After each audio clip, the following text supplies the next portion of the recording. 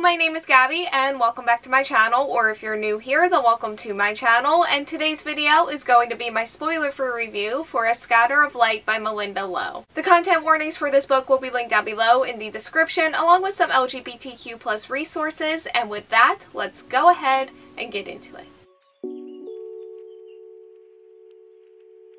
A Scatter of Light takes place in the Bay Area around the time of marriage equality being legalized, and it follows our main character, Aria, whose parents exile her to California after a graduation party gone wrong. She's expecting nothing but boredom to come from this, however that all changes when she meets her grandmother's gardener and she begins to second guess who she is and who she wants to be.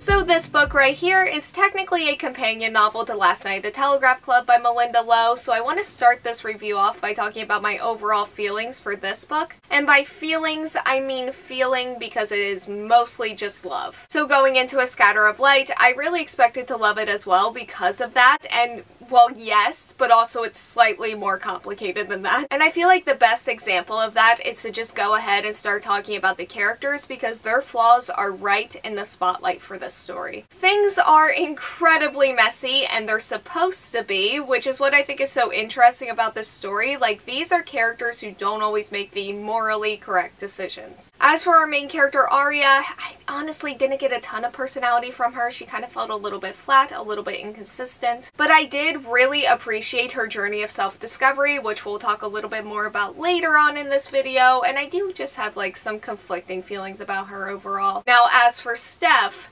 this was one of the characters that really stood out to me and one that I really thought came to life, and same with Joan. Joan has a lot of really interesting things to say in this book, especially when it comes to art, and I just thought that she was a really interesting character all around. I said in my review of Last Night at the Telegraph Club that the side characters in that book felt very side to me, and I do think that this book right here does a much better job at bringing those side characters to life. Like, most of the trouble that I had while I was reading A Scatter of Light was when names would pop back up from Last Night at the Telegraph Club, with the exception of Lily and Kath, of course. And while Aria was not the strongest in the character development department for me, she did still feel real. Like, everyone has a part to play in this story, and I think Aria played her part very well at the end of the day. And that's something that I could say for everyone. I think everyone played their part in this story very well. As for the romance, this is where things get messy and complicated, which the story does ultimately make work for it. Like, I don't think I've read anything like this, and I really appreciate the way it all came together. But yeah,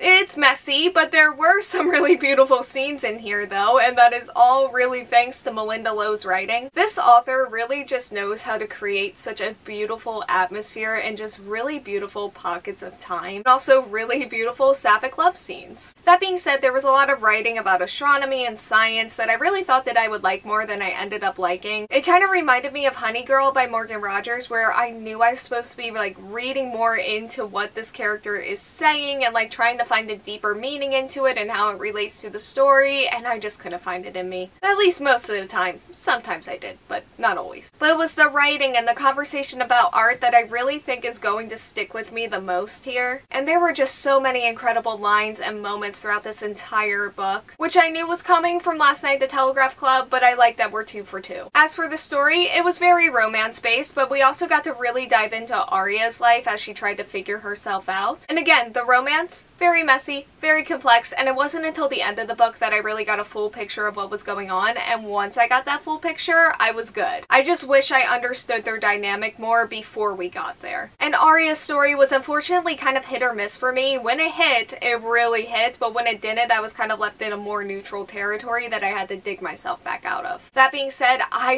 really loved exploring her family. Anything that had to do with her family, I was super interested in. And I also really loved whenever this story would connect back to Last Night at the Telegraph Club. As promised, we do get a glimpse back into Lily and Kath, and it was lovely and wonderful. And it was also the moment when I realized how much I still really love that book, even though it's been so many months since I've read it. Which was both a good and a bad thing for my relationship with A Scatter of Light. It's a good thing because I was in this book, and I love this book for that. And I also loved the way the story incorporated and utilized those moments, and it was also not good because it was a moment where I was like, yeah, I don't love this book as much as I loved Last Night at the Telegraph Club. Which was something that I was feeling in bits and pieces as I was reading this, but it was that moment that really just solidified it. That being said, I don't think the story necessarily had to be a companion novel. I do think it stands on its own. And not just as something different from Last Night at the Telegraph Club, but just stands out in general for YA. I also do want to talk about the setting and the atmosphere. The atmosphere was again so beautiful. Very late night summer type of vibes, which I adored and that I wish I took advantage of more than I did because I just don't read that much at night anymore. But this book definitely made me want to. This setting was also very lovely, very cozy, and we go to a handful of queer and sapphic events, which was super fun. This is a book that also really does try to capture the time period, which did make me feel very nostalgic, but I also feel like the author could have done this in more subtle ways. There were just things that kind of felt shoehorned in just to remind us what year it was, which wasn't the case all of the time, but there were definitely moments that felt more awkward to me than they should have. Okay, as for my rating, this is a book that I do think could work much better for me on a reread, and I say that based off of this story's own structure and setup, but also based on my own personal time and experience reading it. But for now, it is going to be a 4 out of 5 stars. What I loved and what I appreciated about this book, I really loved and appreciated, but there were definitely things about this story that I wish were done differently and that I just didn't gel with. And before I end this video, I do just want to give a shout out to Malinda Lo's bonus essay at the back of this book because I thought that was really interesting. Okay, so that is all that I have for today's video. Thank you all so much for watching. Like, comment, subscribe, hit the bell, and answer the question that'll be around here